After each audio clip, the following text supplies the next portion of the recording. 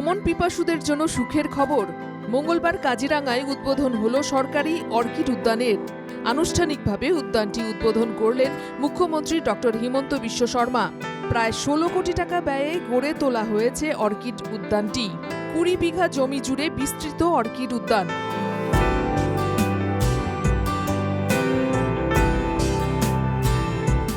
রয়েছে প্রায় 900 প্রজাতির অর্কিড। আজি আমাৰ বাবে অন্যতম আনন্দৰ দিন যে ৰাজ্যৰ কৃষি বিভাগে যথেষ্ট প্ৰচেষ্টাৰ পিছত আজি আমাৰ কাজিৰঙাৰ অৰ্কিড উদ্যানখন মুকলি কৰি দিবলৈ সক্ষম হৈছে। এই অৰ্কিড উদ্যানখনত 900তকৈও অধিক বিভিন্ন প্ৰজাতিৰ দেশীয় আৰু বিদেশী অৰ্কিডৰ সমাহাৰ প্ৰদৰ্শন আৰু সংৰক্ষণ কৰা হৈছে। দেশি বিদেশি অর্কিড প্রজাতির প্রদর্শন এবং সংরক্ষণের ব্যবস্থা করেছে রাজ্য সরকার।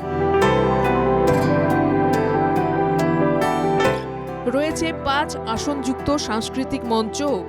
পর্যটকদের জন্য রয়েছে থাকার ব্যবস্থা। রয়েছে প্ৰশাসনিক ভবন এবং শিশু উদ্যান।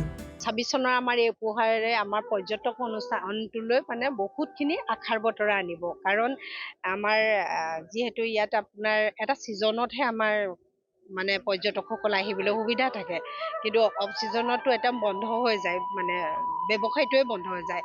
তো এতিয়া এই অৰ্কিড পাৰ্কখনে আমাৰ মানে এই অফ ছিজন যিটো বাৰিষাৰ সময়ত আমাৰ 4 মাহমান বন্ধ পৰে, সেইখিনিৰ কাৰণে এই অৰ্কিড উদ্যানে আমাক উৎসাহিত কৰিছে।